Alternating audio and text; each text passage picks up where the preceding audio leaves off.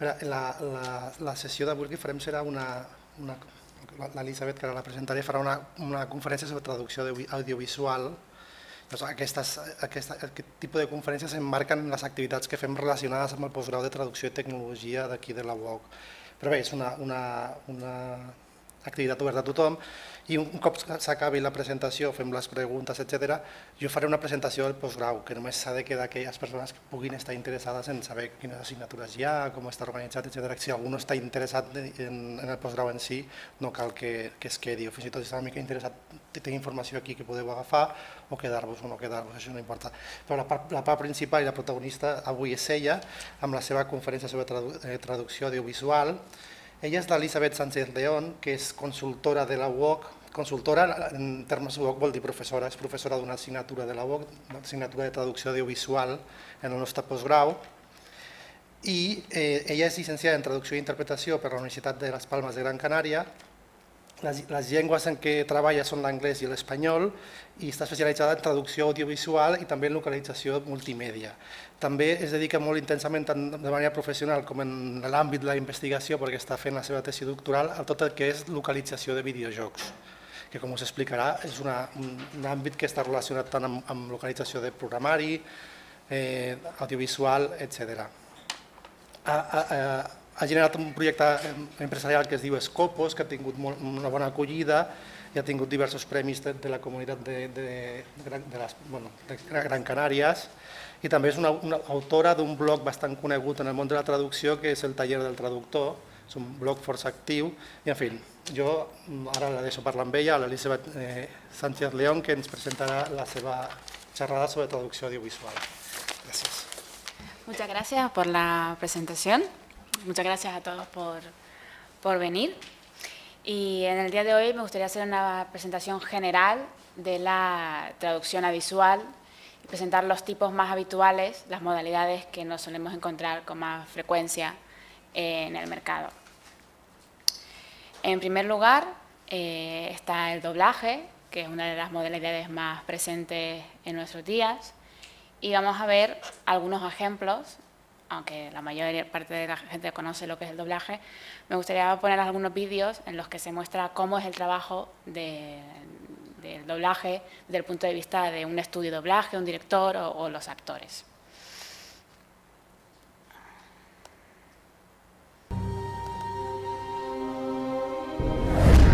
No estábamos esperando, Lord Tyrion. ¿Ah, sí? El doblaje de Juego de Tronos está siendo misterioso.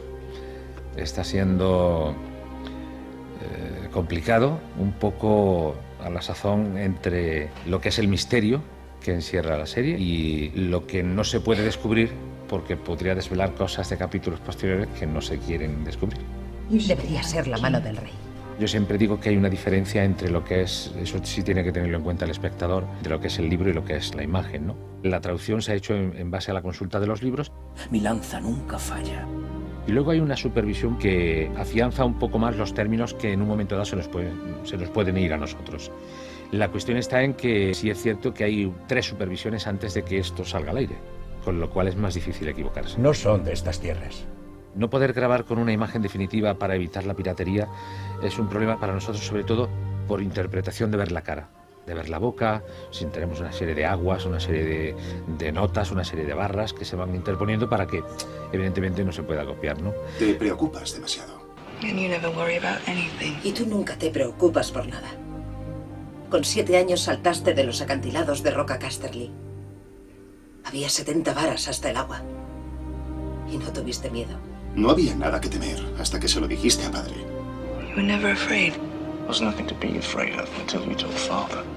Trabajamos mucho de oído. El legítimo rey de los ándalos y los primeros hombres. El original para nosotros es muy importante, no salirnos del original es muy importante. ¿Y si John Arryn se lo dijo a alguien? Y eso se ha trabajado no solamente en esta serie, sino en todas las que vamos trabajando. Se ha buscado siempre mucho el original para que no se produzca ese choque interpretativo cuando se oiga en castellano. Todavía no hemos empezado la guerra, como digo yo. Se acerca el invierno, nada más.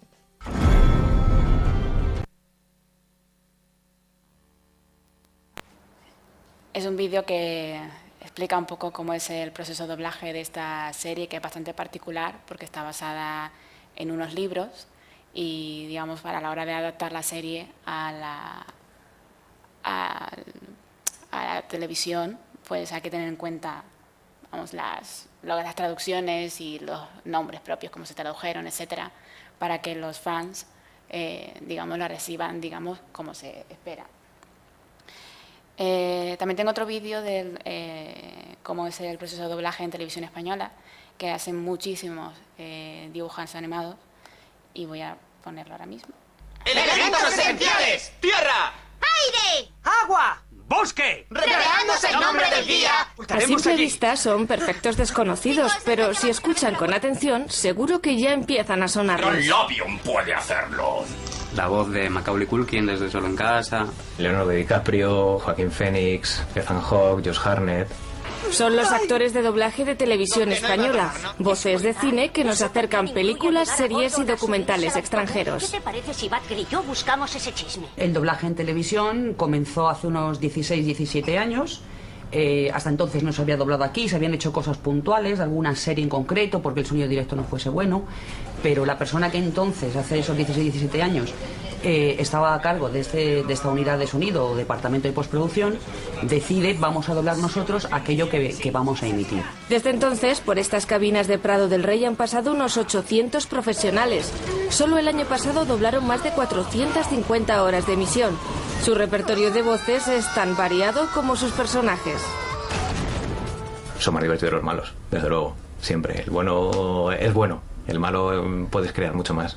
Yo prefiero un personaje de carne y hueso, ¿no? Porque es más fácil seguirle. El dibujo, como no puedes, las labiales, hay veces que cierran, ¿no? Como muy rápido y te queda corto. No tienes referencias, las referencias del actor, ¿no? Hay menos expresiones en la cara. Para evitarlo, el director debe revisar palabra por palabra el guión original. Ajustar este capítulo de 20 minutos le ha llevado a David una jornada completa de trabajo. Hablan muy deprisa, meten muchas palabras y las palabras en castellano tienen por lo general más sílabas que las inglesas. Entonces simplemente la labor de medida, eso es un trabajo bastante complicado porque hay que quitar muchísima letra. Tienes que buscar palabras que den más el pego, que funcionen mejor con los movimientos de los labios del actor. Pues es bastante complicado. En las grandes profundidades bajo. Además de las series de ficción, aquí se doblan una media de 350 documentales al año, casi todos los que emite Televisión Española, un género que tiene sus propias peculiaridades. Entonces el doblador o el actor de documentales lo que hace es colocar su voz de una manera más neutra, no lo interpreta, porque digamos que la intervención original es la del que se oye, la del científico que salga o el personaje que sea. ¿Y cuántas cosas se aprenden trabajando en documentales? Hombre, pues aprende muchas cosas porque los documentales son muy diversos. Aquí estamos, por ejemplo, haciendo uno sobre ballenas en el Ártico, pero hay otros sobre el SIDA, y hay otros sobre terremotos y hay otros sobre costumbres. Ahora la cita con ellos es en sus pantallas.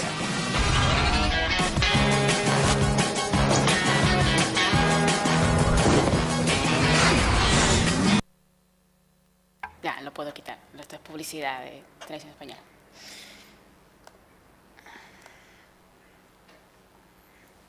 Bueno, pues en los dos vídeos pues, se ha visto una perspectiva general de lo que es el proceso de doblaje, sin nombrar, por desgracia, al traductor, que es siempre el primer paso, pero se ha visto también algunas de las características, digamos, que hacen difícil la traducción para doblaje, como es la adaptación de las bilabiales, que hay que intentar que en nuestra traducción pues también esté en el mismo lugar, intentar cambiar o buscar palabras que suenen con las mismas consonantes bilabiales, porque para el ojo humano, pues cuando veo la boca cerrarse, pues si veo, realmente estaba escuchando un sonido que es una vocal abierta, pues vamos, suena raro, suena como, no es tan creíble, digamos, como si seguimos la misma pauta, sobre todo en las bilabiales, que el original. Digamos, esta modalidad de traducción audiovisual se utiliza mucho en películas, es lo más habitual, lo que solemos ver en el cine, también en series, con el boom que hay de series en los últimos años, pues se ve mucha producción de series, y también en videojuegos. En este caso el doblaje es mucho menor, porque no es tan rentable para un desarrollador invertir la cantidad de dinero necesaria para hacer un buen doblaje, porque es un proceso que es bastante costoso. y aunque cada vez se va haciendo cada vez más en videojuegos, no hay muchos que se doblen.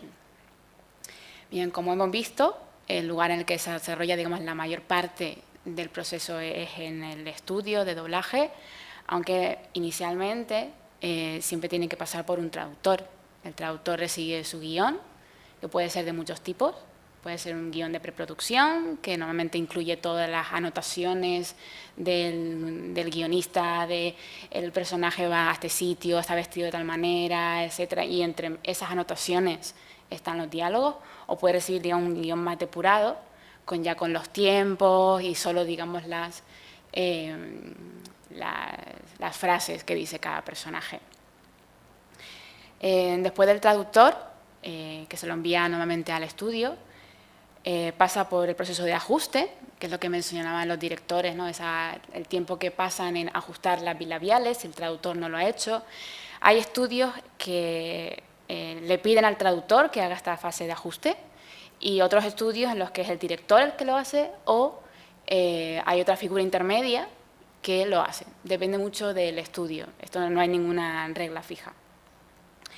Y después del ajustador pues viene el director, que es el que se encarga casi siempre de hacer el casting de actores. Y de luego en el estudio pues orientar a los actores según la toma que estén haciendo, porque aunque nosotros enviemos al estudio nuestro guión de principio a fin, siguiendo el orden cronológico de la película, a la hora de hacer la grabación se divide en partes más pequeñas, que se llaman takes, y no tiene por qué hacerse en el orden cronológico. A lo mejor el primer día pues se graban a lo mejor las takes de la 25 a la 55 porque son específicas de un mismo actor, o de la 25 a la 50 y luego de la 70 a la 100, porque los actores cobran por tiempo que pasa en el estudio y por take. Entonces intenta agrupar todos los takes de un mismo actor para que los haga todos juntos. Por eso tiene que estar el director ahí para hacer una especie de orientación en caso de que el actor, porque solo ven la imagen un poquito antes de grabar, la ven, graban, la ven, la graban.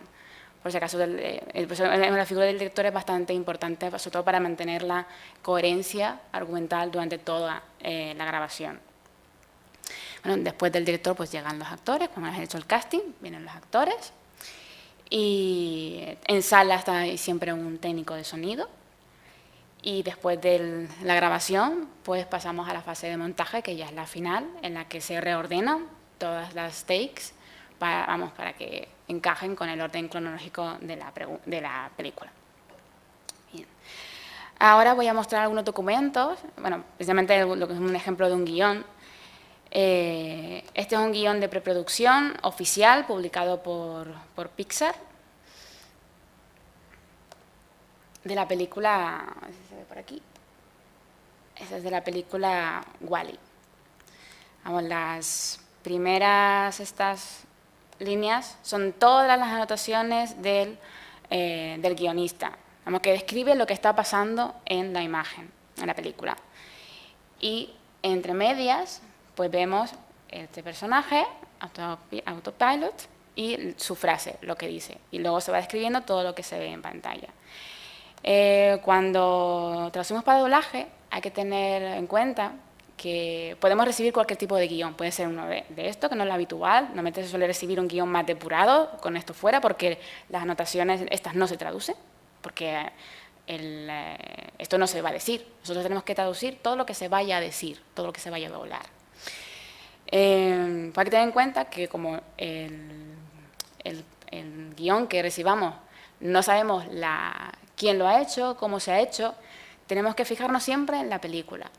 Es probable que haya frases que estén en el guión, que no estén en la imagen, que finalmente, después de pasar por el montaje, se hayan eliminado, o incluso es posible que falten frases en el guión y que nosotros tengamos que sacarlas. En el estudio nos va a pedir a nosotros que seamos capaces de sacar frases de oído. Y es muy habitual, por ejemplo, en este caso, en esta película, hay aunque es una película de animación, y normalmente las películas de animación tienen el guión más fijo, si vemos la película podemos ver algún ejemplo de frases que no están en el guión. Voy a sacar a ver el vídeo.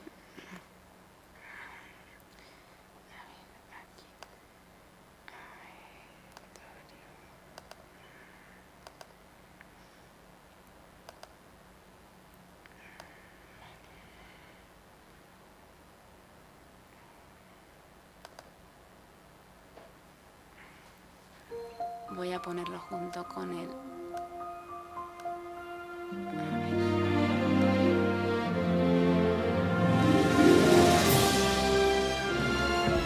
Minuto creo que de 41.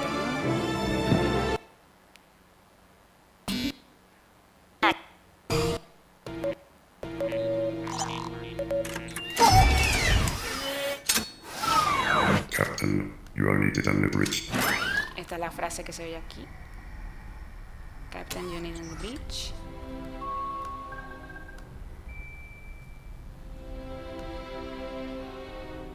Y todo eso, si lo leemos, es la descripción exacta, más o menos, de lo que pasa en pantalla. No. All hands on deck!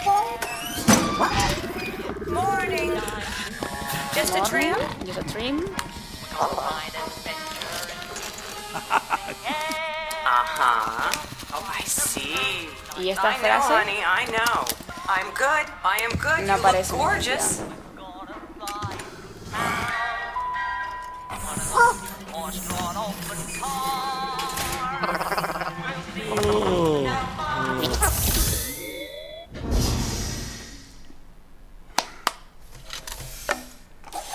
Bueno, ese era el ejemplo que les quería enseñar. Está bastante fácil de sacar, pero en otra película a lo mejor orientada, a lo mejor ambientada en Estados Unidos, en el Bronx, algo así, escuchar a personas hablando a lo mejor raperos al medio del rap e intentar sacarlos de oído puede ser un poco complicado. Pero bueno, se nos exige eso. Tenemos que ser capaces de sacar, digamos, texto de oído. ¿Cuáles son las ventajas de este tipo de modalidad? Pues sobre todo son ventajas para los usuarios, para las personas, el público, porque permite recibir el producto extranjero como si hubiese sido creado, entre comillas, para ellos, y no implica esfuerzo. No tienen que estar leyendo, como ocurre con otras modalidades, y se percibe, digamos, como que el producto está más adaptado al público cuando está doblado. Necesitan menos esfuerzo y es más fácil, digamos, sentarse a ver una película doblada que a lo mejor subtitulada. Y los inconvenientes, pues, para los traductores, como ya se ha explicado, la traducción está subordinada a la imagen. Muchas veces encontramos con un guión incompleto y también se nos pide a veces sacar lo que es o proponer texto de ambientes. Los ambientes son cuando a lo mejor hay un personaje hablando en una casa, está hablando con otro y de fondo se oye en la televisión. Pues si se oye claramente algo en la tele, aunque no tenga relevancia para el guión, hay estudios que prefieren hacerlo ellos, digamos, recrear esos ambientes, y otros estudios que quieren que el traductor al menos haga una sugerencia de eso que se está diciendo en la tele, que no tiene relevancia, pero que les haga una sugerencia, a lo mejor buscar una noticia o buscar algo, digamos, para ahorrar ese trabajo al director o al ajustador. Porque eso si se oye en la película original, en la película doblada va a tener también que vamos a tener que aparecer. Y por otro lado, otro de los inconvenientes es para los clientes, porque es un proceso muy largo, como vimos en el vídeo, que a lo mejor una serie de 20 minutos se tarda un día, a lo mejor en ajustarse únicamente, luego faltaría grabarla, y también que cuesta bastante dinero. A continuación vamos a pasar al subtitulado, que es otra manera bastante conocida, y vamos a ver un ejemplo, solo para, de manera representativa de lo que sería un subtitulado.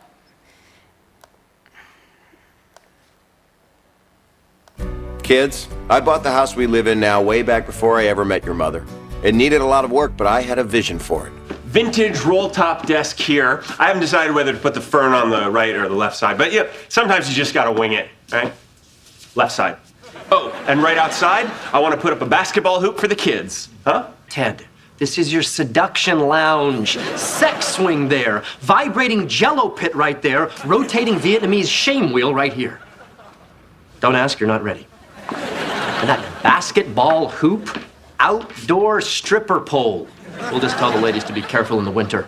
You think a tongue stuck to a frozen pole is bad. Hey, Barney, let's go outside for a second. We have a confession. This wasn't really about seeing Ted's house. It's an intervention. Oh, thank God. I'll go first. Ted, this house you bought for your hypothetical family is super weird. We talk about it all the time behind your back. Yeah, this intervention isn't for me. It's for you. Why did Barney need an intervention? It all started a few nights earlier. Barney, I can't believe your giant TV is broken. It's March Madness. Okay, I think I see what the problem is. Barney, can you grab me a screwdriver? Sure thing. Luis, Barney Stinson, 12H. I got $100 if you can be here in 5. Thanks. You call the super for a screwdriver? Yeah, here's the thing about me and tools. The only one I know how to use is attached to me. And I am not going to try putting it in the TV. Again. Okay, that's ridiculous. Bueno, era solo un ejemplo. Todos son subtítulos, digamos, no oficiales. Son los que podemos ver en internet muy fácilmente. Los subtítulos hechos por fans, tienen errores, digamos. También se demuestran que es muy difícil subtitular el humor, hacer una broma que se dice y ponerla por escrito es bastante complicado.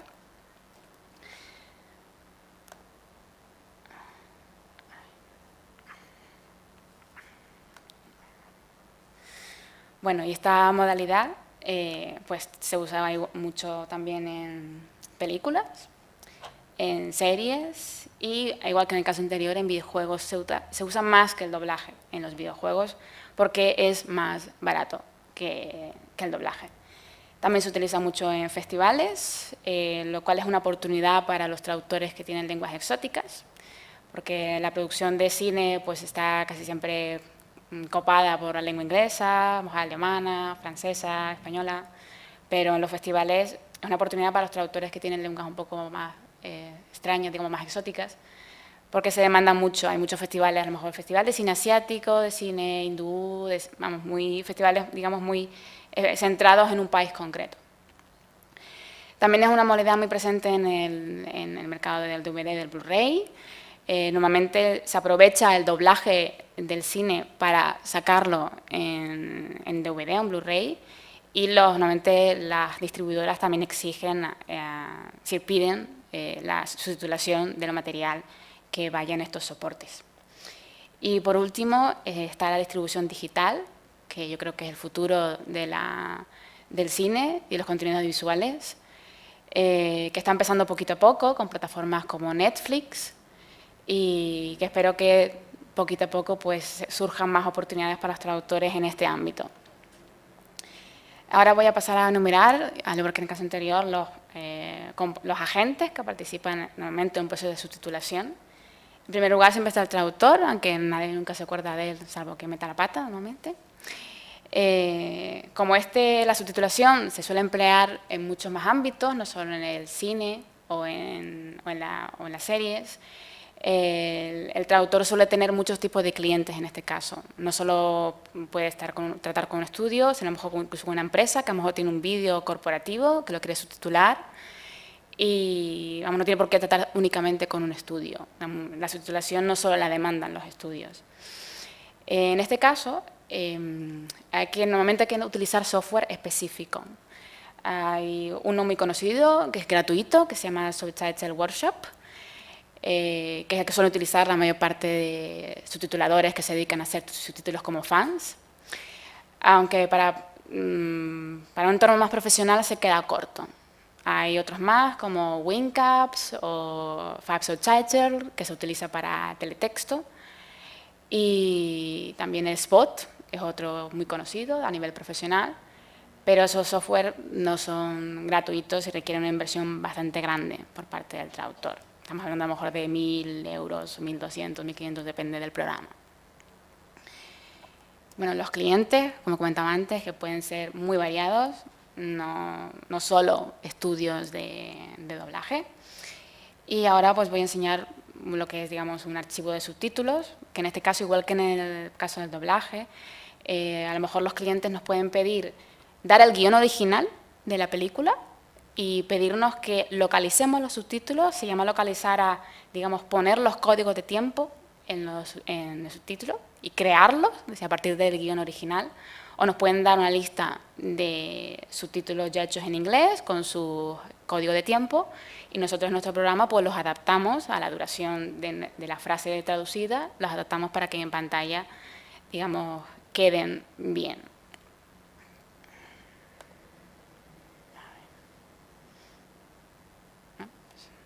si se abre. Sí. Bueno, pues es un ejemplo de lo que serían los subtítulos del capítulo de Cómo conocí a vuestra madre. Son subtítulos que ya están localizados, ya tienen su código de tiempo y están numerados, digamos, son subtítulos ya preparados para aparecer en pantalla.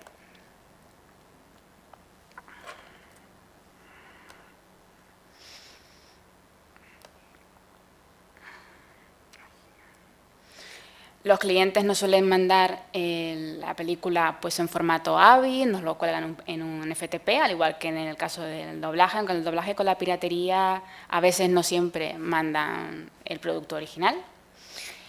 Y nos lo suelen poner en un FTP, nosotros lo bajamos y traducimos, al igual que en el caso del doblaje, siempre fijándonos en lo que aparece en la pantalla. Aunque tengamos los subtítulos ya hechos, puede haber incoherencias, pueden no estar bien hechos y tenemos siempre que fijarnos siempre en la imagen. Y nosotros tendríamos que crear, usando un programa de subtitulación, pues algo parecido a esto. Kids, I bought the house we live in now way back before I ever met your mother. It needed a lot of work, but I had a vision for it. Vintage roll-top desk here. I haven't decided whether to put the fern on the right or the left side, but yeah, sometimes you just gotta wing it, right? Left side. Oh, and right outside, I want to put up a basketball hoop for the kids, huh? Ted, this is your seduction lounge. Sex swing there. Vibrating jello pit right there. Rotating Vietnamese shame wheel right here. Don't ask, you're not ready. And that basketball hoop? Outdoor stripper pole. We'll just tell the ladies to be careful in the winter.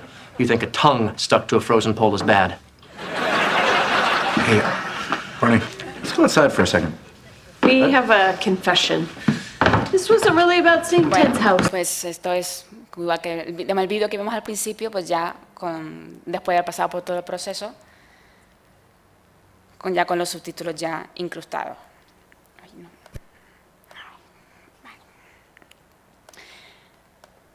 ¿Cuáles son las ventajas de la subtitulación frente a otras modalidades? Pues si el doblaje dijimos que era muy caro, pues la subtitulación es la parte más barata y sobre todo la más rápida, porque no se tarda tanto, no hay que contratar actores, no hay que pasar por el proceso de ajuste.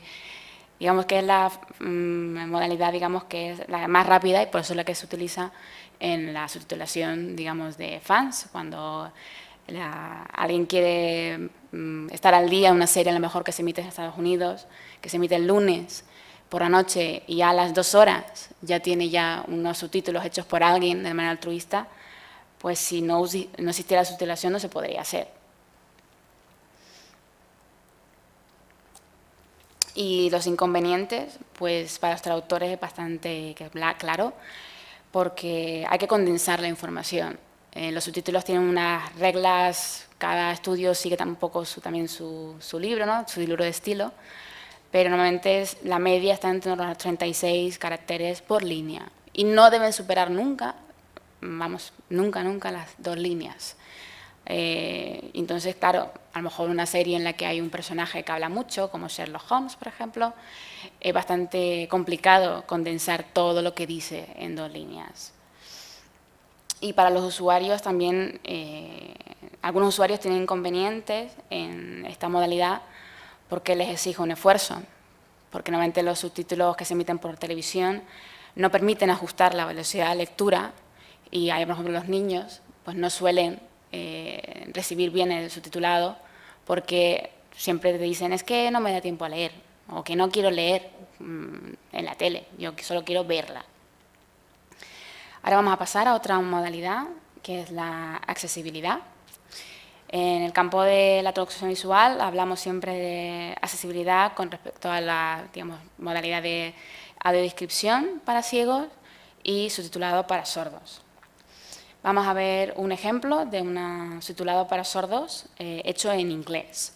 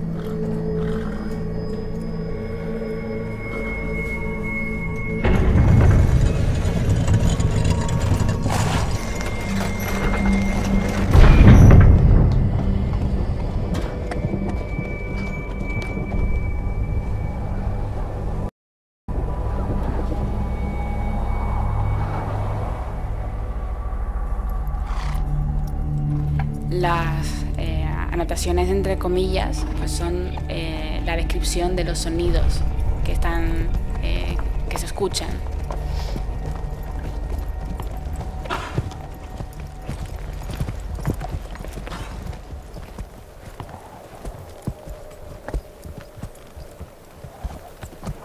Voy a buscar un fragmento en el que haya un poquito más de diálogo.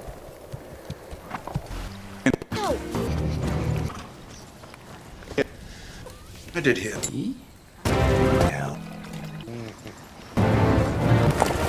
No climb. Case.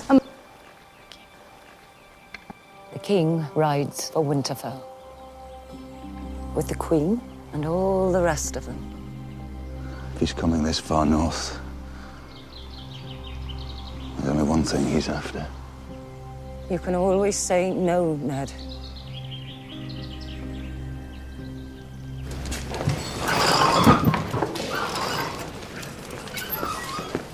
We'll need plenty of candles for Lord Tyrion's chamber.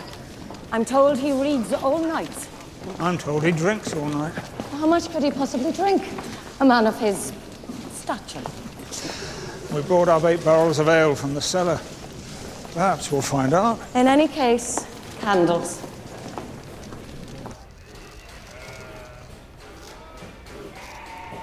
Why's your mother so dead set on us getting pretty for the king?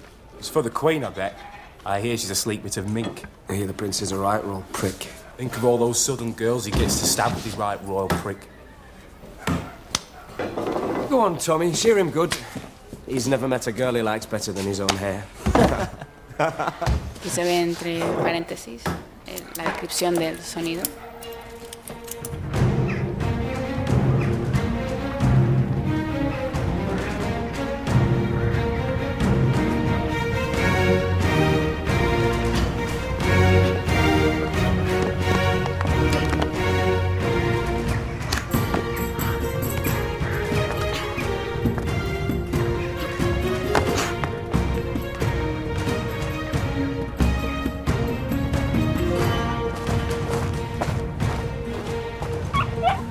Gods, but they grow fast. Brandon! I saw the king. He's got hundreds of people. How many times have I told you, no climbing? But he's coming right now, down our road.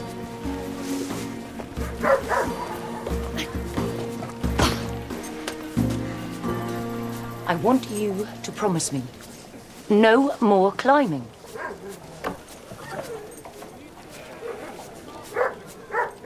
Promise. Do you know what? What? You always look at your feet before you lie. Run and find your father. Bueno, pues este es solo un pequeño ejemplo de un subtitulado para sordos en inglés. Es curioso que estos subtítulos han sido hechos por fans, porque en los DVDs y Blu-rays que vemos en el mercado hay pocos que incluyan subtítulos para sordos. Es curioso, me llama mucho la atención que sea la comunidad de fans la que más intenta hacer accesibles los contenidos para las personas con deficiencias auditivas.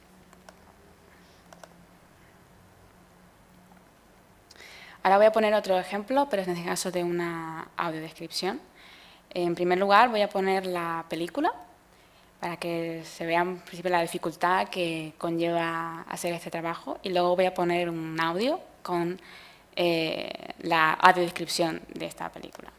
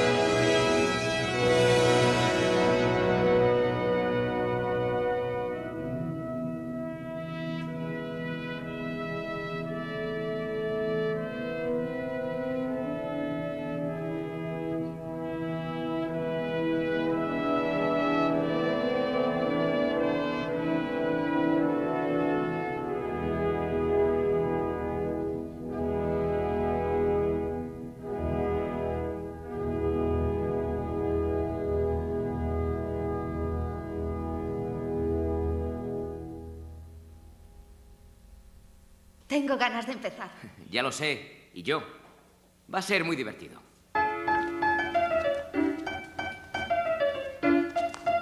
Una vuelta y balanceo. Podéis cantar todos.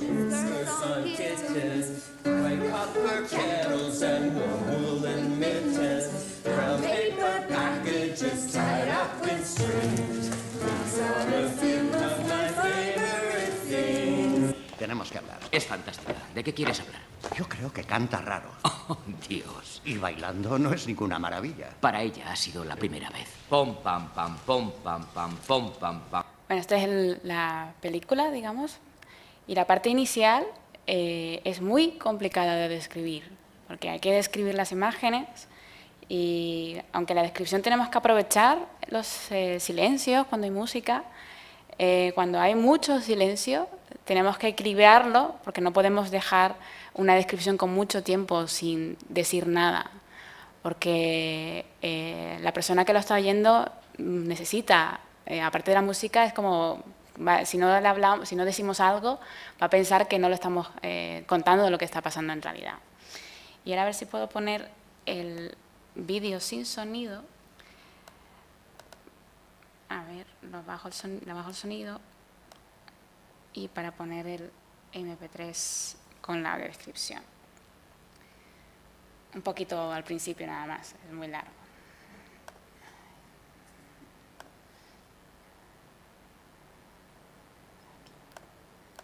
Es este.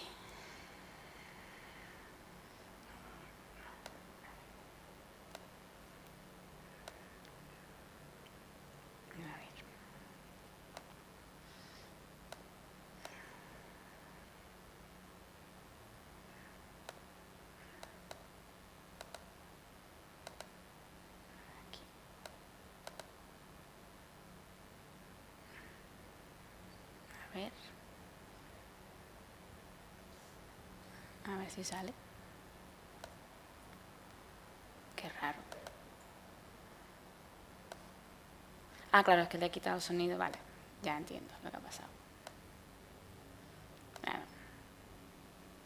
Bailar en la oscuridad, año 2000, color, no recomendada para menores de 13 años.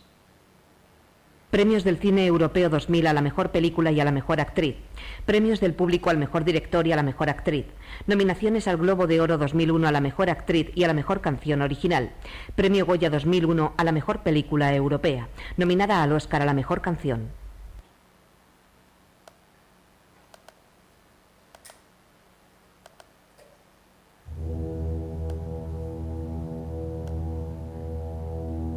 Sobre un fondo blanco aparecen unas pequeñas manchas.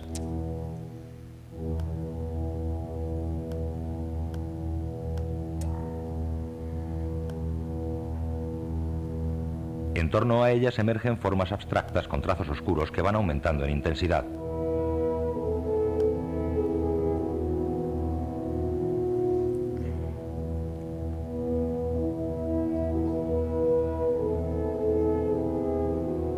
Nuevos trazos y manchas se van sumando sobre un fondo de tonos rosáceos y marrones.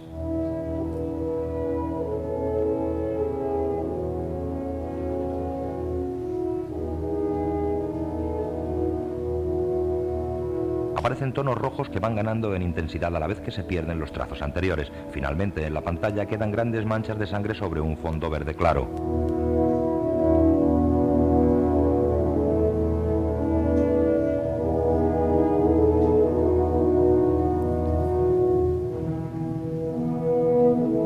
Estas manchas dan... Bueno, no he podido poner el vídeo al mismo tiempo porque se me abría el mismo programa otra vez, pero bueno. El audiodescriptor lo que ha intentado ha sido describir cómo él ha visto esas manchas que van apareciendo y crear como una especie de historia y para rellenar un poco ese silencio tan largo, esos 3 minutos casi en la que solo hay música y unas imágenes, digamos, bastante abstractas. Porque a la hora de hacer una descripción necesitamos también mantener el hilo conductor y no podemos dejar mucho tiempo sin decir nada.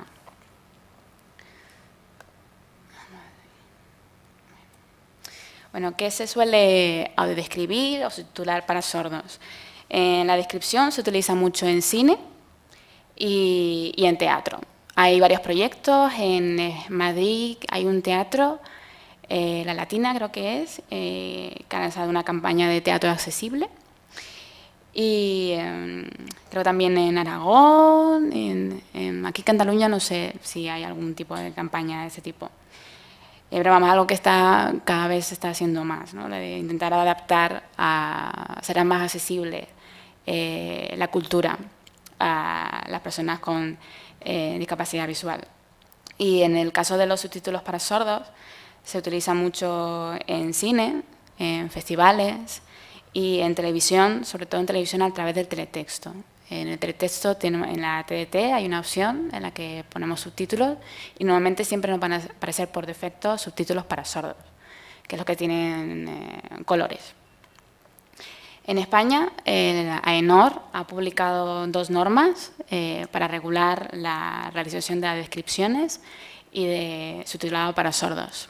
Luego haremos un extracto de cada una. Para mí la más interesante es la de subtitulado para sordos, porque establece unas directrices más específicas. La de audiodescripción únicamente relata cuál es el proceso que debería seguir un producto para ser audiodescrito y introduce un requisito, que es que las audiodescripciones tienen que hacerse en la lengua en la que está en la película. Por ejemplo, no prohíbe, según esta norma, pues no se podrían hacer traducciones de audiodescripciones. Algo que quizás es problemático porque es un proceso que lleva bastante tiempo y quizás si lo que queremos es promover la audiodescripción, pues habría que ser un poco más flexibles y permitir la traducción de audiodescripciones. ¿Para quién trabajaríamos si queremos introducirnos en este ámbito? Pues la ONCE principalmente, la descripción que hemos escuchado de la ONCE, y pues para canales de televisión, que son los que se dedican a poner subtítulos para sordos en la mayoría, los DVDs y el Blu-ray, aunque algunos ya lo están poniendo cada vez más, pero no es un estándar, no es tan habitual como los subtítulos, digamos, normales, digamos.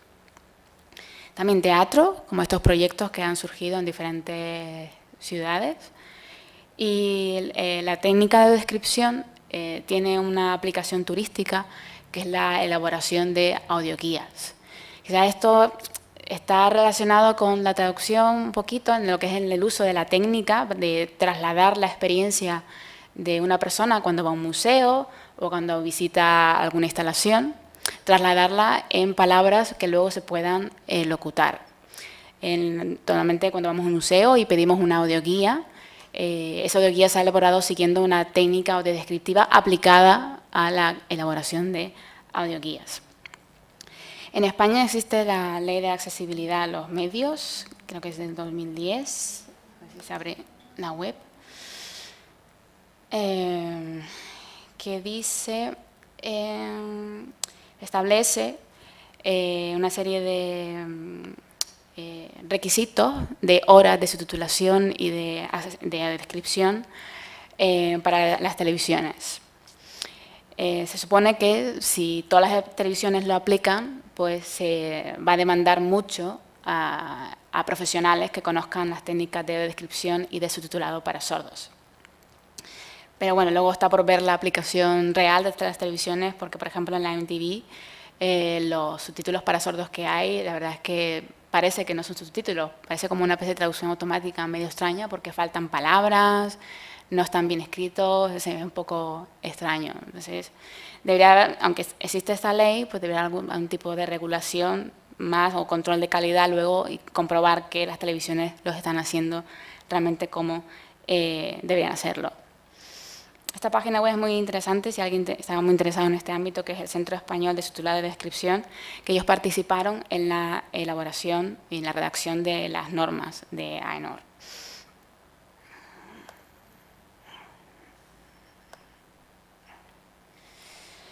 ¿Cuáles son las ventajas de la accesibilidad? Pues creo que está bastante claro, que las personas con discapacidad pues tienen derecho a recibir contenidos culturales, al igual que los demás, y también no solo para las personas que tengan discapacidad, sino también para nosotros mismos, porque aunque ahora, en estos momentos, todo el mundo nosotros podamos ver bien y escuchar bien, eso no quiere decir que en el futuro, dentro de X años, a lo mejor no veamos y no oigamos de la misma manera que vemos y oímos ahora. Los inconvenientes, yo se los veo sobre todo a la audiodescripción, por el tema de la limitación esta de la norma, que hay que hacer las descripciones según el idioma del producto original. Y también que es un proceso largo, se tarda bastante en hacer esto, y comparado con el subtitulado es bastante costoso, porque requiere luego locutarlo, aunque no es tan caro como un doblaje, pero es un proceso más caro. Y el subtitulado para sordos, pues creo que el principal inconveniente es que ocupa mayor espacio en pantalla, porque hay que añadir estas anotaciones de los sonidos que pueden distraer a algunos lectores. De cara a los traductores, pues al igual que en el subtitulado normal, nos exige condensar mucho la información. Y luego está, según la norma, pues hay que utilizar una serie de colores, sobre todo cuando traducimos, se hacen los subtítulos para hacer teletexto, y en la realidad demuestra que la norma en este sentido es insuficiente, que los colores que ahora después pondré el ejemplo de los colores según la norma, y la realidad, a lo mejor una serie como esta, como Juego de Tronos, que tiene muchos personajes, te faltan colores, según la norma. Es decir, no hay colores. La norma, no se puede seguir la norma en la vida real, por eso muchas veces se dejan en blanco. Yo lo que yo haría es poner o el nombre del personaje al principio, aunque ocupe más caracteres, pero creo que en una serie como esta, creo que sería dar una solución más o menos, digamos, una solución menos mala que utilizar, a lo mejor repetir muchos colores, y que luego a lo mejor te pueden aparecer en el mismo capítulo más adelante dos personajes con el mismo color, y eso suele distraer bastante. A continuación voy a hablar de la última modalidad así más utilizada, que es el voiceover o voces superpuestas. Es una medida bastante olvidada por los traductores, pero es una medida que se está utilizando muchísimo ahora. Y vamos a ver ahora un ejemplo, al igual que en los casos anteriores.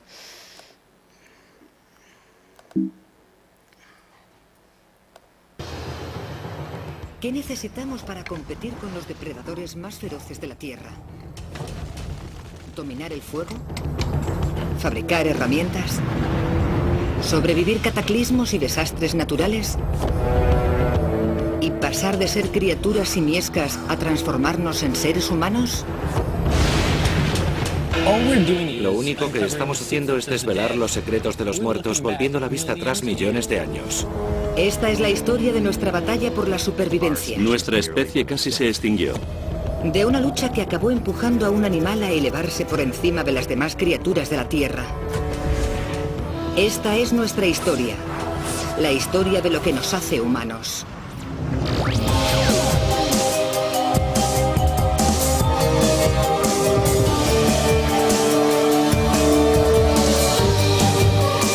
Ciencia al desnudo. Origen del hombre. ¿De dónde vinimos? La búsqueda de lo que nos hace humanos comienza en Sudáfrica. Aquí esperamos descubrir los secretos de nuestro pasado. ¿Cómo desarrollamos el lenguaje y la inteligencia?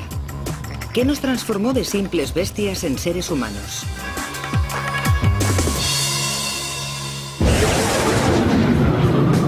La investigación está encabezada por el Dr. Lee Berger, un detective científico que se pasa la vida desenterrando fósiles de criaturas de aspecto humano.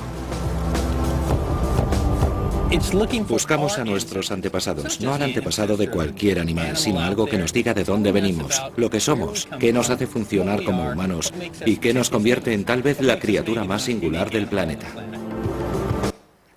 Bueno, como vemos, la diferencia en cuanto al doblaje, en primer lugar es que se utiliza mucho la narración, se utiliza la técnica de voiceover mucho en documentales, y que a la hora de aparecer la voz del locutor por encima del actor, del personaje la persona que aparece en pantalla, entra un poquito más tarde que el original, se escucha un poquito al principio el original y no se borra, al contrario que en el doblaje, que la banda original de las voces se borra. En el caso de los documentales se deja la banda original, sobre todo de las personas. El narrador, pues depende, se puede dejar o se puede quitar, pero las personas se suele dejar para crear una sensación de más realismo. Al igual que en el caso del doblaje, se realiza en un estudio de doblaje habitualmente, pues, y como decía antes, pues sobre todo documentales, es lo que más se suele utilizar esta técnica de voiceover. Programas de televisión, la MTV lo está utilizando mucho ahora en sus programas, más que doblar. ¿Y qué personas participan en el proceso? Pues siempre el traductor es el primero, aunque nadie luego se acuerda de él, pero siempre el traductor es el primero, bueno, digamos desde que empieza la traducción. En esta modalidad también existe un ajustador, que puede ser el traductor o el director o una persona independiente que trabaje para el estudio, depende mucho del estudio, que es la persona que se dedica en este caso, las bilabiales no son importantes, realmente no es tan importante, pero lo que sí es importante es que nuestro texto dure un poquito menos que el original, porque eso, empezamos más tarde, el locutor empieza más tarde y termina más o menos al mismo tiempo. En este caso, al igual que también ocurre en el doblaje, creo que es importante que los traductores lean su traducción en voz alta, porque eso suele hacer que te des cuenta de cosas que leyéndolas en el papel no te había fijado. Por ejemplo, que a lo mejor escuchas una rima un poco graciosa, o que el texto a lo mejor es gracioso y no tenía que serlo, o a lo mejor has escrito fonemas difíciles de pronunciar. Por ejemplo, las rosas rojas es algo que a los locutores les puede, o normalmente les suele costar pronunciar.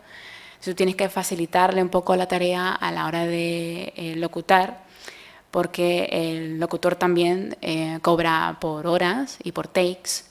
Entonces, si le haces un texto, bueno, no tienes que hacerlo diferente, no tienes que inventarte lo que dice el original, pero siempre hay maneras de decir las cosas saltando un poco los problemas que te puedes encontrar.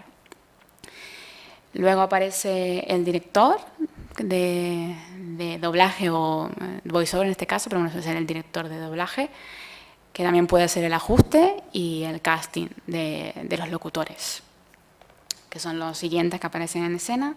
También tenemos un técnico de sonido y luego la fase de montaje. Al igual que ocurría con el doblaje, los documentales y ese tipo de programas tampoco se graban de principio a fin. Se hacen por tomas y normalmente en este caso muchísimo más se hacen las tomas, se agrupan por actores.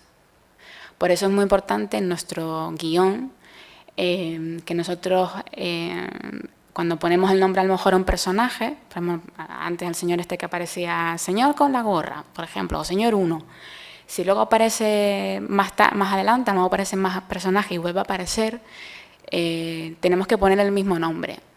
Porque luego en el estudio, si ven a lo mejor, primero hemos puesto señor con gorra, luego ponemos señor 1, el estudio va a pensar que son dos personas diferentes. Pero realmente es una y tiene que ser la misma voz. La ventaja de este tipo de modalidad pues es es el primo barato del doblaje. Es, digamos, la ventaja más que salta más a la vista. Y los inconvenientes para los traductores, pues dadas las características de la locución, que tienen que empezar más tarde y acabar al mismo tiempo, pues tenemos que condensar también mucho la información. Normalmente el inglés, si trabajamos con inglés, que los documentales casi todo, bueno, también vienen mucho en francés, pero hay muchos de Canal National Geographic que casi todos son en inglés, es más corto que el español. Entonces tenemos que inventar y hacer muchos rodeos porque tenemos que hacer el texto más corto, más corto que de lo que en realidad lo haríamos. También en este caso, quizá mucho más que en doblaje, nos va a ocurrir que vamos a tener que sacar muchas cosas de oído. También es algo que ocurre mucho porque los guiones, como no se trata de cine, digamos, se trata de productos, digamos, no tan importantes, entre comillas, vamos, se pueden, normalmente no los tenemos, digamos, tan finales como podríamos tener en el mejor de los casos un guión para doblaje. En este caso tenemos que tener también mucho cuidado con siempre ver el documental, ver que haya incoherencia, que no haya incoherencias. A lo mejor se dice, porque subió las escaleras y luego en realidad se ve en pantalla que las bajó. Pues ese tipo de cosas, luego si nosotros no las vemos, luego cuando estén haciendo la locución, el locutor si se da cuenta, porque a lo mejor no se da cuenta, no está tan concentrado leyendo que sigue leyendo. Pero si se da cuenta, pues va a tener que volver a hacer la toma y eso conlleva pues más tiempo y más dinero. Y también otro de los inconvenientes, sobre todo del voiceover, es que los estudios no tienen una base de datos en la que clasifican los traductores por temática, sino tienen una base de traductores. Entonces, como podemos encontrarnos tanto contenido diferente de documentales, pues pueden ser muy especializados y de temáticas muy variadas, tenemos que o ser capaces de documentarlos de lo que sea, o tener muy claro hasta dónde llegamos y ser capaces de rechazar trabajos porque a veces son demasiado especializados y a lo mejor no es rentable para lo que nos van a pagar. Y bueno, hasta aquí pues es un poco la descripción general de las modalidades más habituales de traducción visual. Si tienen alguna pregunta. ¿No? Lo siguiente que voy a hablar es un poco de las características que yo creo que tiene que tener un traductor audiovisual. No, si quieren sigo, o si no tienen ninguna pregunta, pues sigo. Sí. Antes has dicho un poco empresas. El micrófono, para que se oiga. Pero es porque se está grabando, entonces para que se oiga la pregunta. Para que se oiga la pregunta. ¿Ya? Vale, antes has hablado un poco de las empresas para hacer traducciones, bueno, para hacer audiodescripción. Entonces ahora, en este tipo de traducción, para documentales, cosas así, ¿qué empresas son? Quiero decir, para trabajar de ello, te plantas y buscas National Geographic. Estudios de doblaje. También, estudios de doblaje. Sí, porque aquí hay locutores. Y una vez que hay locutores, que siempre hay un estudio. No es lo mismo. Bueno, claro. La ONCE, claro, como la descripción es algo que surgió principalmente de la ONCE. Entonces ellos tienen ya sus audiodescriptores y buscan a locutores. Y luego todavía no he visto de televisión, la verdad no me he fijado en las descripciones que suelen hacer, siempre me fijo más en las de la ONCE. Y la televisión normalmente tendrán la televisión española, pues tiene su estudio, pero normalmente siempre estudios. Porque sobre todo necesitas a un locutor, principalmente. Aunque no sé que si eres traductor y locutor, ya, vamos, perfecto. Pero si me necesitas a un locutor, puede haber a lo mejor un museo, por ejemplo, que quiera audiodescribir o hacer una audioguía, pues ahí contrata. Eso hay un poco más de dispersión. Empresas, a lo mejor, de servicios de audio o estudios de doblaje, o a lo mejor empresas especializadas en accesibilidad, que en España solo hay 2 que yo conozca. Ahora enseño los nombres. Pero es normalmente un museo. Tú puedes ir a un museo y decirle, ¿quieres hacer una audioguía? Y si tú puedes también contratar con un estudio, porque los estudios están abiertos y tú puedes pedir presupuesto, lo que sea. Vamos, si tú tienes la iniciativa de ir a un museo y de... Vamos, que tú lo que hay que hacer es convencer al museo de que haga la audioguía. Aparte que les interesa porque captan más público. Luego la audioguía, como es locutar, se puede locutar a muchísimos idiomas y no necesitan tener a lo mejor un guía que hable 5 idiomas. Si no tienen los aparatitos estos, que es una inversión, los aparatos de audioguía, pero luego les puede reportar muchísimos más beneficios. Pero vamos, yo no veo no es habitual ver un traductor que haga eso, pero puede hacerlo. Vamos, no hay ningún impedimento, ni esto es algo que hagan solo las empresas. Vamos, si un traductor es espabilado, lo puede hacer. Vamos, las empresas que se dedican a esto en España son empresas pequeñitas, a lo mejor de 2 o 3 personas. vamos, que no es una cosa de una estructura muy grande. ¿Tengo una pregunta?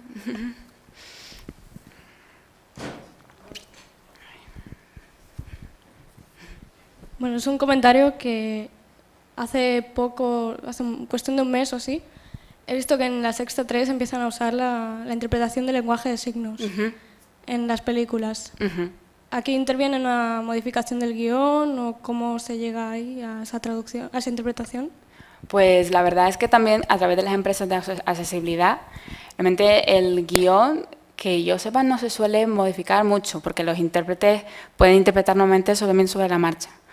Pero si ya tienes que buscar a especialistas en lengua de signos y ellos si tienen que elaborar un guión diferente, pues lo hacen. Pero la verdad es que el tema de lengua de signos, la verdad es el que menos conozco y como no formo parte del posgrado, pues digamos, no es un tema, sobre todo porque los traductores no tenemos ahí mucho que hacer, porque es parte también del intérprete de lengua de signos.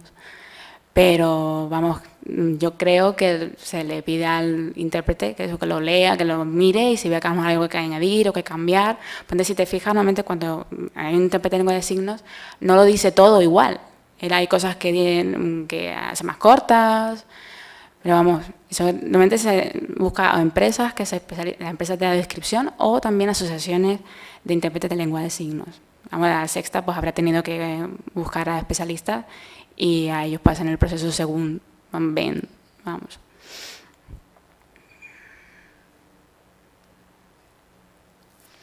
¿Alguna pregunta más? No. Vale.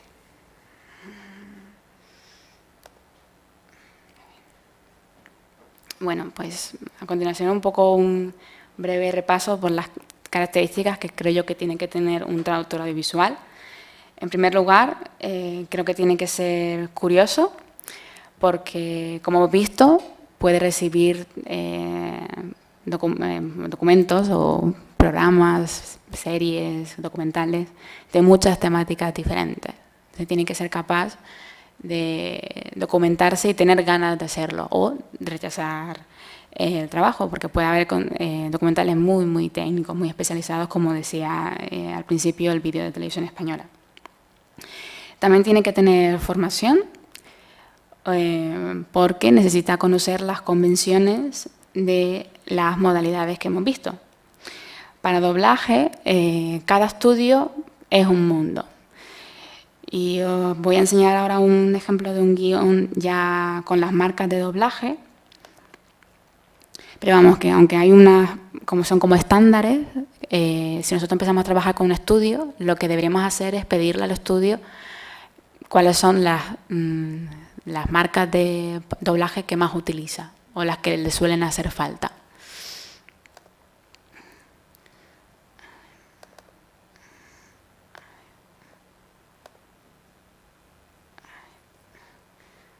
Pues aquí ese es el guión para doblaje del capítulo de una serie.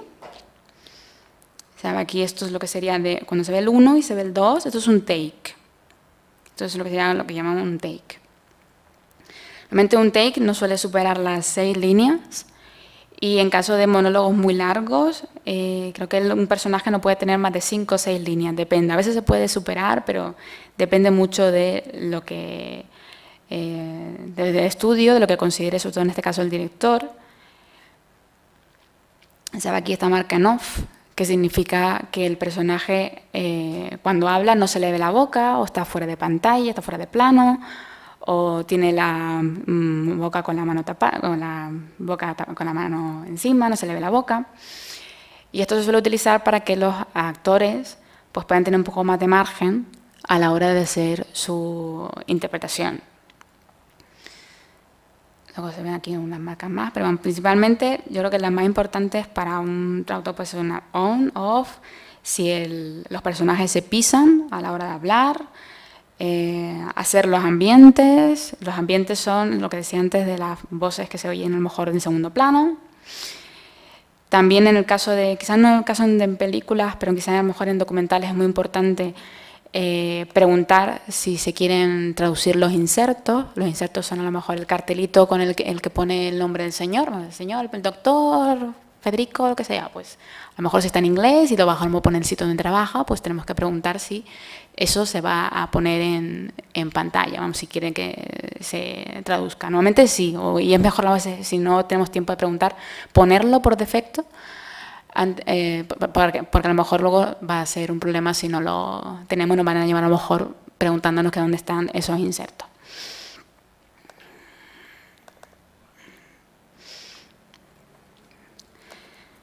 En cuanto al subtitulado, también hay normas, sobre todo las más importantes son en cuanto a cuántos caracteres tienen que aparecer en pantalla, que también depende del cliente, del formato, DVD y Blu-ray suelen emitir un poquito más de caracteres por línea, pues eso siempre hay que preguntarlo. Incluso en el caso de la subtitulación, los estudios normalmente suelen tener una plantilla que nos mandan para nosotros meter los subtítulos según sus convenciones. Este es un resumen del temario que tenemos en el posgrado de las características de la subtitulación.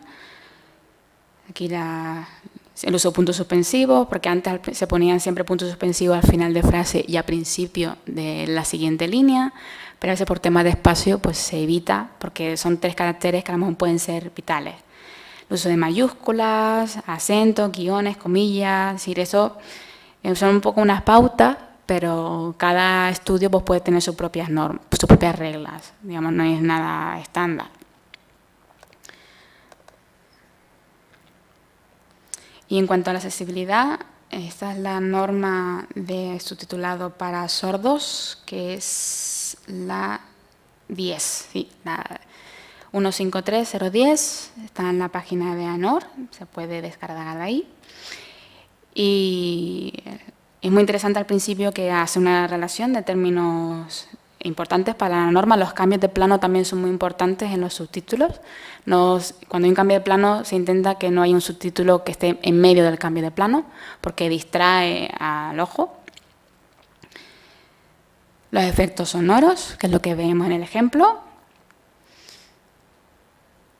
Y bueno, la sincronía labial, que quizás esto es más importante en el doblaje.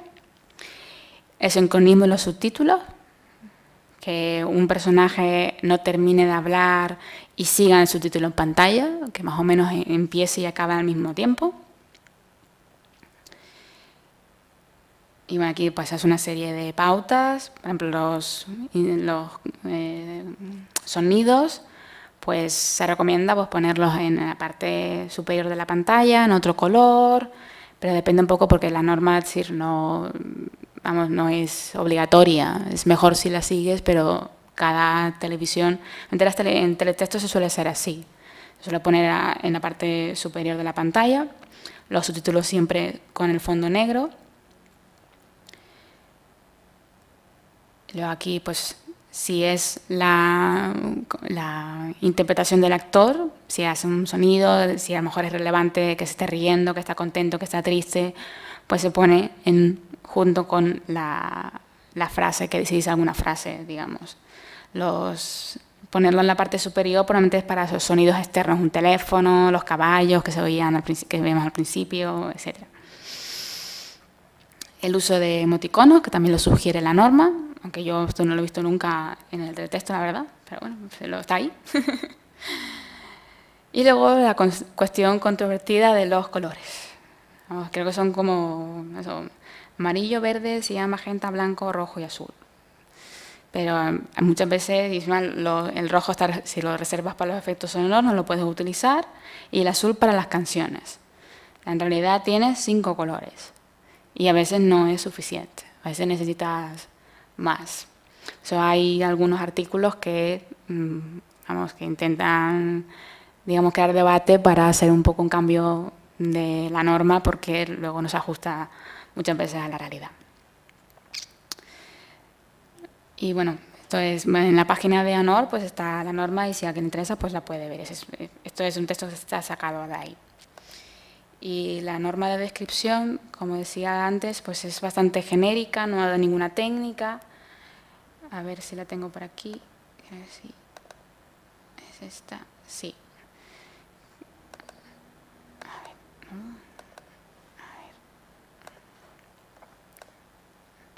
Vamos, básicamente lo más relevante de la norma es esto, que hace un repaso por el proceso por el que tiene que pasar una obra para ser audiodescrita: análisis, confección del guión, revisión de corrección del guión, locución, montaje y revisión. Pero no en la parte de confección del guión, vamos, tiene alguna cosita, pero no, digamos, técnicas exactas de cómo se hace una audiodescripción. En este caso la norma es bastante escueta. Y luego creo que lo decía por aquí, lo del el idioma, a ver si lo veo. Creo que lo decía por algún lado, pero no lo cuento, pero bueno, está en la norma, que también está en la página de la norma.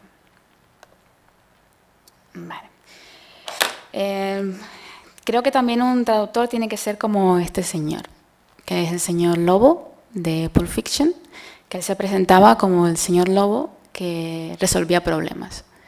Creo que el traductor tiene que ser una persona que resuelve problemas y que se anticipa incluso a los problemas. Lo que he comentado antes de los ambientes, por ejemplo, en el doblaje, no dejar ambientes sin hacer, aunque a lo mejor el estudio no nos lo diga, le estamos facilitando la tarea al director o al ajustador, la persona que vaya a hacer luego el control de nuestro texto. También, si tenemos dificultad en sacar un texto de oído, tenemos que hacer todo lo posible, llamar a alguien nativo, y a veces incluso es imposible, pero tenemos que hacer todo lo que podamos. A la primera no tenemos que rendirnos, porque luego a lo mejor si el estudio trabaja con otros traductores que sí dan, vamos, el máximo, ellos van a tener más preferencia, porque realmente un estudio te contrata para hacer una traducción de un guión. Lo que quieren es que tú le des el texto lo más pulido posible. Por eso también es importante lo que decía de ver siempre la película, de comprobar que no hay incoherencias, que todo lo que sale en la película esté en nuestro texto. A ver. Creo que también tiene que ser... Bueno, voy a poner un ejemplo que tengo por aquí de un ambiente muy curioso. Voy a darle un poquito para que me acabo de acordar. Es un homenaje a Berlanga en House. He hablado mucho acerca de un anuncio que se ha filtrado en la red esta semana. Y como senador vuestro que soy, os debo una explicación. Ahí estás. Y esa explicación... Ya empezaba a creer que mi detector de santas no funcionaba. El hígado, los riñones y los pulmones del paciente están fallando. Necesito que me ayudes a averiguar por qué. Si no recuerdo mal, tienes 3 médicos de verdad que no has despedido hoy. Están en la cárcel. ¿Qué? ¿Por qué? No sé si lo han escuchado. La referencia a la película Bienvenido Mr. Marshall, que se escucha en la película esta que sale en de fondo. Aunque luego si uno lo piensa es un poco extraño que House, o en el hospital donde trabaja House, alguien vea esa película, ¿no? Pero es un caso de un ambiente que no sé a quién se le ocurrió, la verdad, si al director o al ajustador se le ocurrió, vamos a meter un ambiente así va a ser un pequeño homenaje a Berlanga. Se suele utilizar mucho cuando son noticias reales del periódico, que la gente se ponen a leer porque no tienen relevancia. Bueno, voy a seguir con lo del optimismo. Yo creo que un traductor tiene que ser optimista porque nos van a decir muchas veces que no. El no es parte, vamos, necesaria casi de nuestro trabajo porque hay muchos traductores y hay mucha competencia, y si no estamos preparados para recibir un no, si nos hundimos al primer no vamos a seguir adelante. Yo creo que tienen que ser optimistas porque hay que aceptar los no y no aceptarlos como una derrota, sino como un reto. Pues me han dicho que no, que he hecho mal para mejorar para la siguiente. Pues me equivoqué y no le dije todas las cosas que podía hacer bien o que podía hacer por su estudio. Que pues yo no puedo, bueno, se pueden dar ejemplos, ¿no? De si alguien, cuando se mandan los currículos a un estudio, la verdad que se suele mandar muestras. Yo he traducido esta película y tal, no sé qué. También se pueden ver en la página del doblaje, que la pondré ahora en la página. Y a lo mejor si hacemos una prueba mal, porque los estudios suelen mandar muchas pruebas, pues preguntar al estudio, mira, ¿por qué te ha parecido esto mal? ¿Qué puedo hacer para mejorar? E insistir mucho. Porque el no es la parte, vamos, es algo que no va a pasar, no pasa a todos en todas las profesiones. También creo que un traductor tiene que ser empresario, porque la traducción, aparte de un arte, también es un negocio. Y creo que al empezar, o en cualquier momento, si alguien está ya de traductor o llevan varios años y nunca lo han hecho, yo recomiendo que hagan un análisis DAFO de sí mismo. ¿Qué es un análisis DAFO?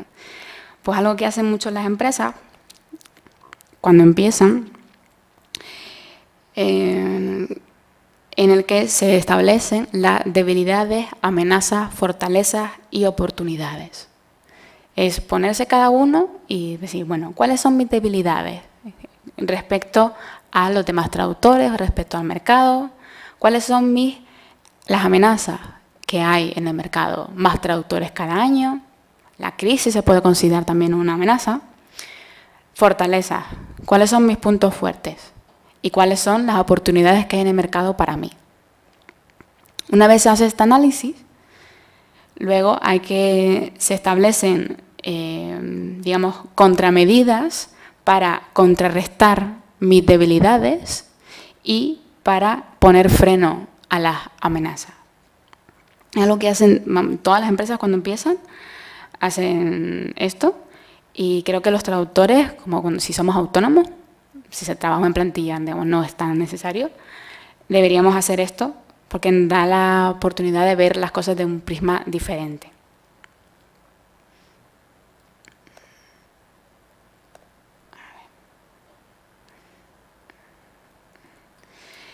También tiene que existir en Internet. Un traductor audiovisual, sobre todo un traductor audiovisual, tiene que estar en Internet. Ya hoy en día no hay excusa para nadie para tener una página web, aunque sea un WordPress, un Blogger, no tiene que ser un dominio, pero un dominio propio tampoco cuesta tanto al año, 6 €, que más o menos cuesta de media un dominio. Esto nos va a hacer tener, digamos, una diferencia frente a las personas que no están en Internet, porque hoy en día es muy fácil para los clientes, que lo suelen hacer casi todos, buscar a las personas que mandan un currículum y se interesan por trabajar con alguien, sobre todo si están lejos, si no los puedes hablar, si no puedes hablar con esa persona o no puedes verlas cara a cara. Un cliente suele buscar a sus colaboradores por Internet para ver a qué persona yo a lo mejor le voy a dar trabajo. En este sentido, tengo por aquí un documento de una presentación que hice hace tiempo, en el que hay una serie de reglas. Si siguen las listas de correo, de traducción que hay, bueno, traducción en España, por ejemplo, muchos de estos está sacado ahí, de cosas que se dicen mucho, de los traductores que tienen un poquito más de experiencia, pues siempre recomiendan. Al principio, una de las principales miedos de un traductor es ¿por qué me van a contratar si no tengo experiencia? Pues hay páginas y sitios, incluso podemos poner en las traducciones o la experiencia que hemos adquirido en la facultad, pero hay sitios en Internet en los que se buscan traductores de forma voluntaria, eso sí, pero eso forma parte de nuestra experiencia, lo podemos poner como experiencia. Aquí unas cuantas páginas, está Rosetta Foundation, que es una asociación que promueve la difusión de información, sobre todo en países en vías de desarrollo, traducción técnica, documentación de OpenOffice, todo lo que sea software libre siempre busca siempre voluntarios. Si a alguien le interesa la traducción de videojuegos, esta página es un grupo de fans que ellos mismos extraen el texto de los videojuegos y luego crean parches que luego los ponen en Internet para que la gente se baje el texto de un juego que no se ha traducido al español. Global Voices también es muy parecido a Rosetta Foundation, sobre todo noticias y muy ONGs también. Aquí, en esta página se mueven mucho de ONGs.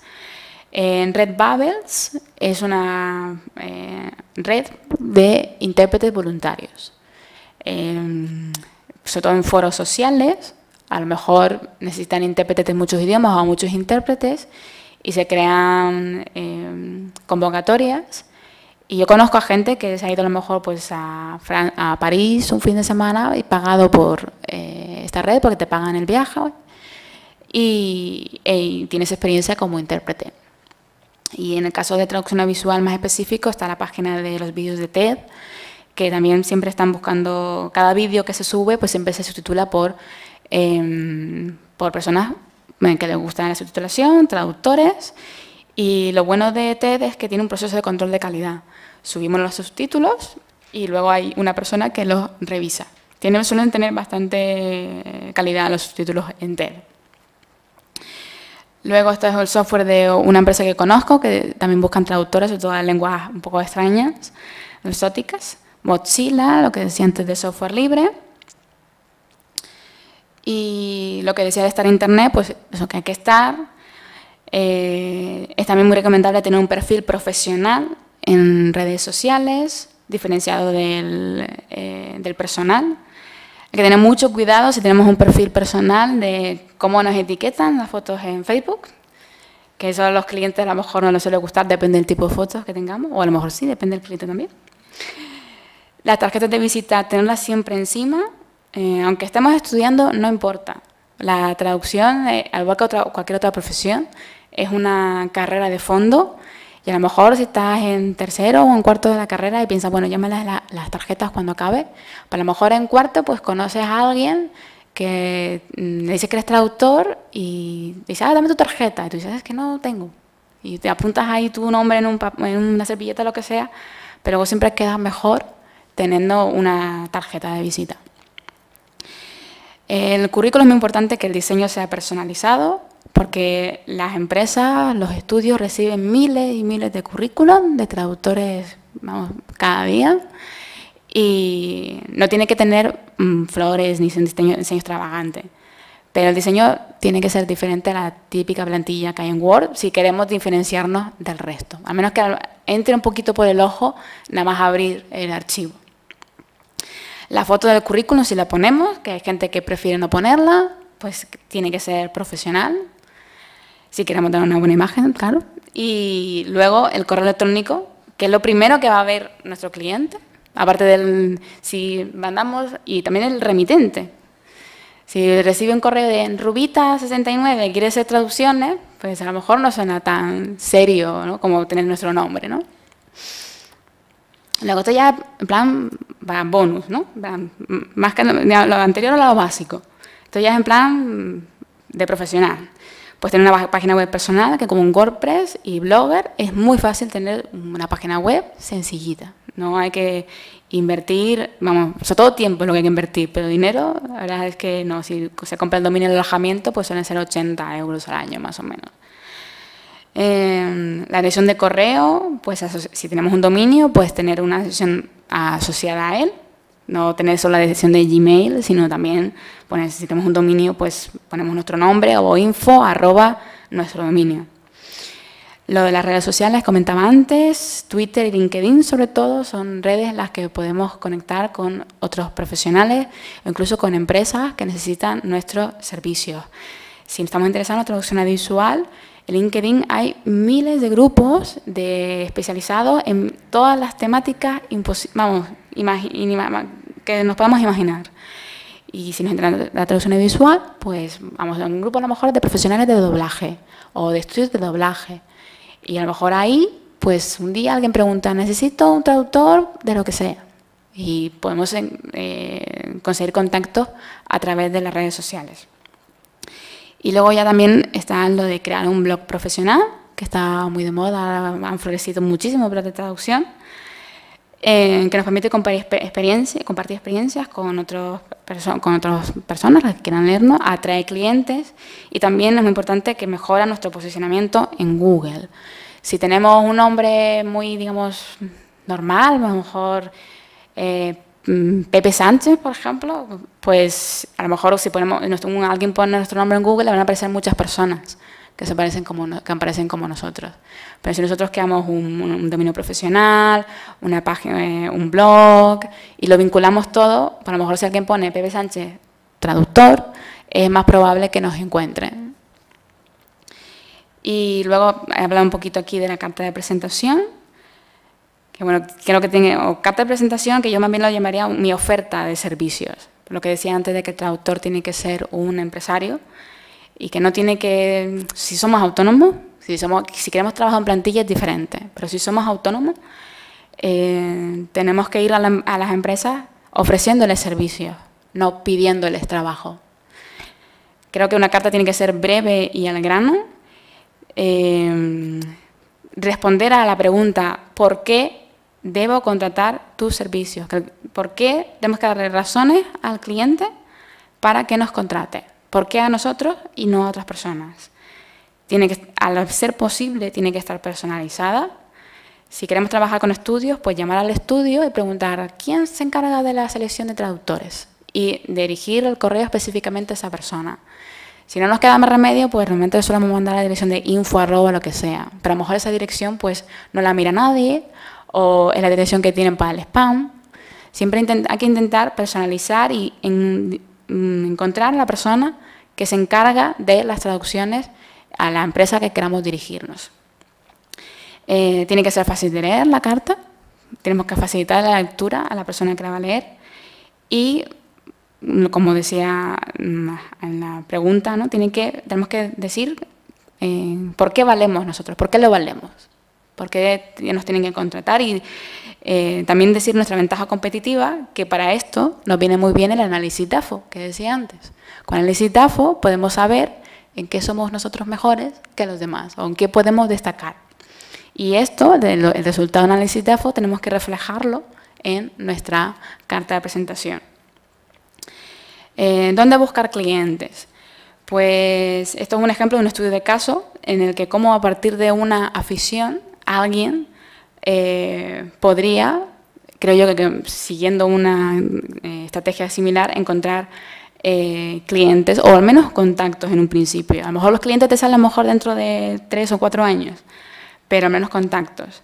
Por ejemplo, si yo me gustase, por ejemplo, jugar al póker y quisiera hacer traducciones en este campo, pues yo asistiría a torneos de póker, buscaría sitios web y foros especializados en el tema, investigaría qué empresas no tienen presencia en España, usaría grupos de LinkedIn, como decía antes, para estar al día en el sector y participar en los grupos, porque así tienes más visibilidad, precisamente en el nicho al que quieres dirigirte.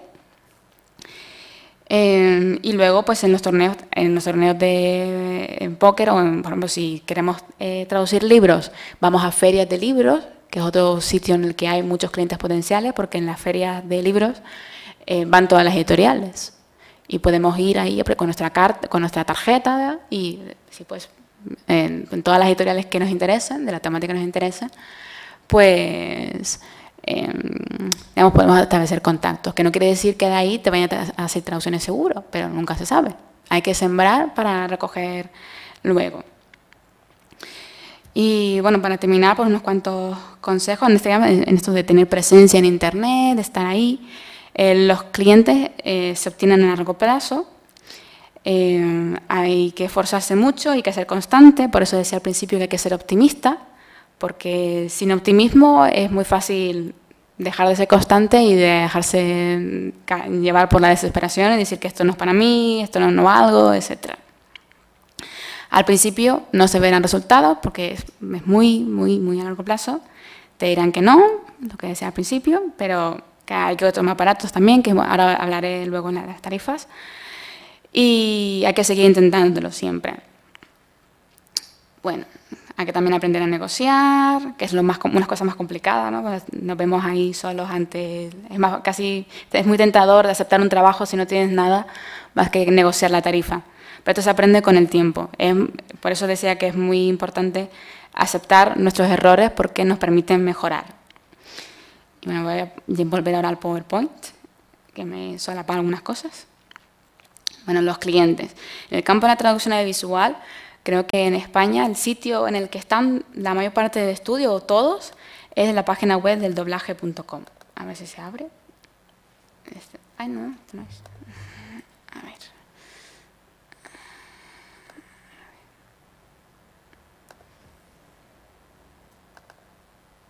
Así está aquí. Es esta. En esta página pues están, vamos, yo creo que están todos los estudios de doblaje, todos los actores, directores, traductores, ajustadores y subtituladores que han hecho trabajos en España. Y aquí en la parte de estudios de doblaje también tenemos diferenciados estudios de locución. Pues si vemos aquí, tenemos un listado de, bueno, los que se anuncian aquí. Es posible que haya algunos más que no estén, pero vamos, aquí está lo más importante. Vamos, si no están aquí, yo casi diría que no están, o están empezando o no tienen muchos trabajos, pero aquí está, yo creo que está prácticamente todo. Y además aquí están las direcciones y podemos escribirle, ver su página web, si los tenemos cerca. Yo recomendaría ir incluso en persona al estudio, que es mejor que te conozcan antes que mandar un correo. Está en el campo de lo que es doblaje y subtitulado. En el campo de lo que es la accesibilidad, pues en España está Aristia, creo que es... No, es esta aquí. Esta que creo que fue la pionera en el campo de la audiodescripción. Y luego una empresa que se llama Subbabel, que esta está en Las Palmas, que también hacen accesibilidad. Creo que estas de las dos empresas. Hay un libro blanco de la subtitulación para sordos y descripción en España, que se puede encontrar en internet muy fácilmente, que también tiene un listado de empresas que se dedican a esto. Vamos, esto es lo que comentaba antes tú del subtitulado en lengua de signos. Estas empresas también tienen, vamos, si alguien les... es muy probable que los servicios de lengua de signos vengan de estas empresas o de asociaciones de intérpretes de lengua de signos. Vamos, se puede encontrar en internet fácilmente, se busca un libro blanco de subtitulación para sordos y descripción. Pues aquí una información sobre formación, tarifas también, las empresas, vamos, está todo.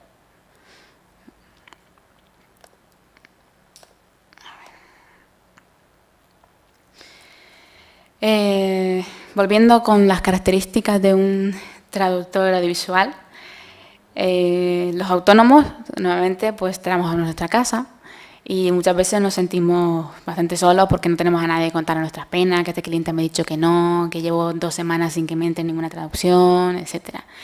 Hay una lista de traducción, de una lista de distribución que es de traducción de guiones. Esta fue creada por José Castro y cualquiera se puede suscribir, no hay ningún requisito de acceso ni nada. Si buscan track, traducción de películas, también aparece.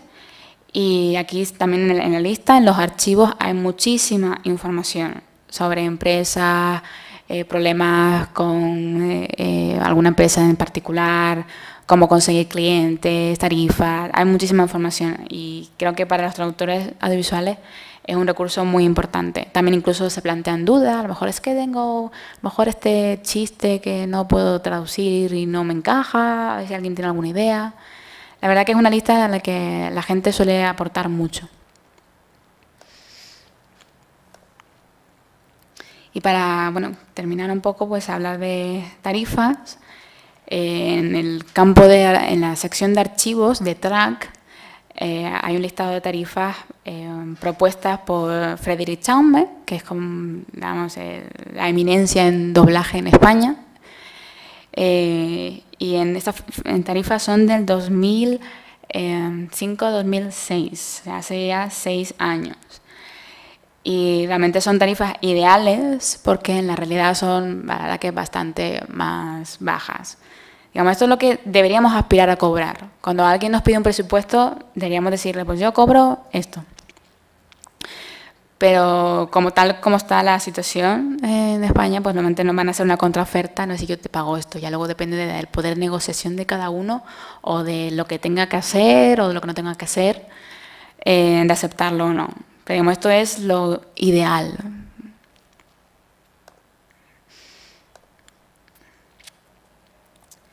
También me gustaría hablar de una asociación de traductores audiovisuales que se creó hace poquito. Se llama TRAE. Yo pertenezco a la Junta y es una asociación en la que se reúnen traductores audiovisuales, ajustadores, también hay incluso nuestro secretario es director de doblaje. Y lo que se intenta pues es defender los derechos de este tipo de traducción, que es un poco especial, porque cuando se traduce para doblaje y para subtitulación se generan derechos de autor. Realmente todos los traductores audiovisuales son socios de la SGAE o de Dama, que es otra empresa que se encarga de gestionar derechos de autor. Dama para mí es la más interesante porque también se encarga de gestionar los derechos de subtítulos. Si alguien tiene alguna película o algo digamos, que ha hecho en doblaje, pues se registra primero como socio de estas empresas y luego va pues, subiendo, digamos, todos los títulos que tiene traducidos, vamos. Y luego pues al año pues se te hace un ingreso de lo que será recaudado, el porcentaje que te llevas, que es, vamos, es mínimo. Vamos, a mí no me acuerdo de cuál es, de tan pequeño que es. Pero vamos, aquí está toda la información en la página. Para asociarse tenemos socios de pleno derecho, que tienen derecho a participar en las votaciones, y socios adheridos, que tienen derecho a voz, pero no a voto. También tenemos descuentos en adquirir software profesional, en actividades formativas, etc. Vamos, que es una sesión que acaba de empezar, es muy pequeñita, pero queremos que el sector de los traductores tenga mucho más peso en el sector audiovisual en España. Y también reúne a los traductores de videojuegos también, que estamos ahí un poco siempre descolgados porque está a medio camino entre la localización de software y la traducción, digamos, audiovisual propiamente dicha. Pero también estamos aquí en Atrae.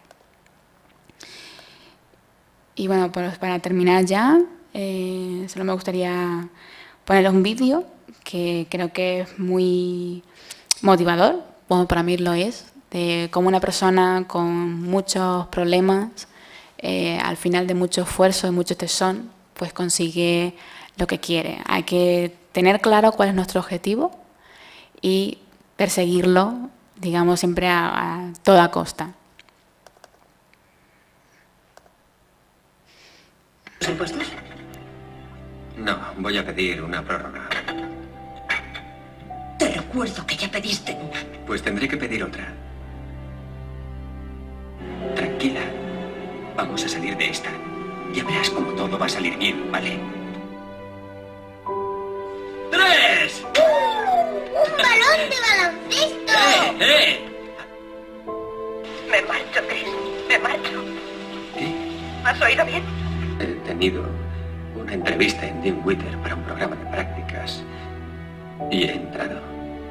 Voy a darlo todo y ser el número. Hay quien está aquí porque conoce a alguien, hay quien está aquí porque se cree a alguien, pero solamente uno llegará a ser alguien. Papá, ¿por qué nos hemos ido a un motel? Hablemos del examen. El año pasado un señor sacó un 96,4% en el examen escrito. No lo eligieron. No es un mero examen de suficiencia, es una herramienta de evaluación que nos sirve para clasificarnos. Vayan a lo seguro, saquen un 100%.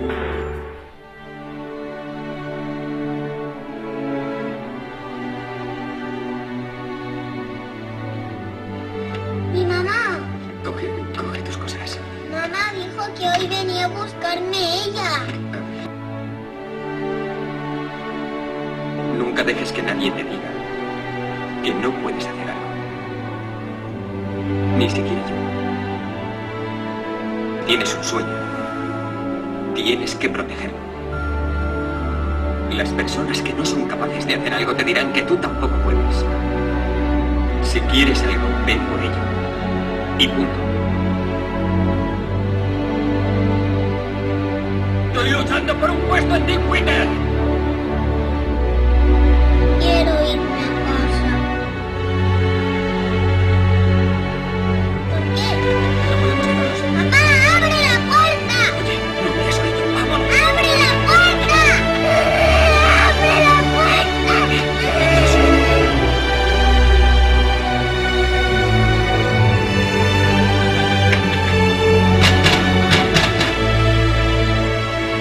Necesitamos un cuarto.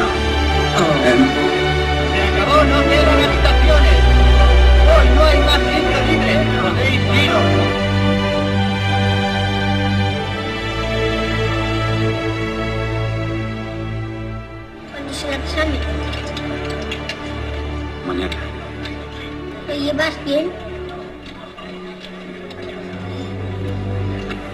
Claro.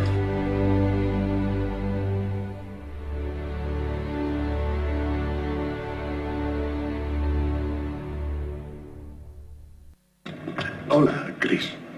Señor Fromm, ¿qué tal? Bonita camisa. Gracias, señor Chris. Hola, sí. Chris, siéntese. Hoy me he dicho, ponte camisa, Chris, ya que es el último día y todo eso. Gracias, muchas gracias por el detalle. Pero póngasela también mañana, ¿de acuerdo? Porque resulta que mañana será su primer día si quiere trabajar aquí como broker. ¿Le gustaría, Chris? Sí, señor. Bien. Nos alegramos mucho. Así que, bienvenido. ¿Ha sido tan fácil como ha parecido? No, señor. No lo ha sido. Bueno. Buena suerte, Chris. Gracias, gracias.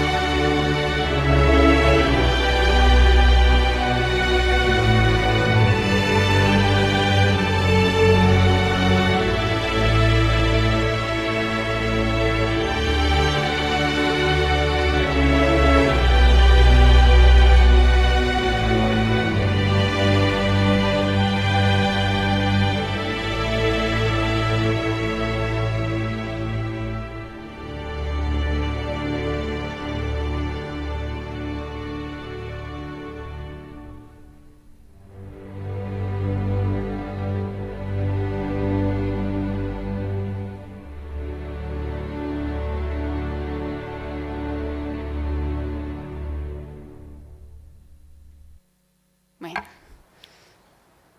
¿Alguien ha sobrevivido todos?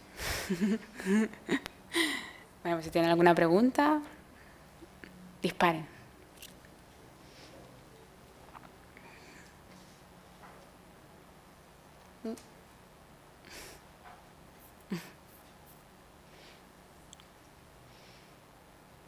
No. Bueno, pues nada, si no tienen ninguna pregunta, pues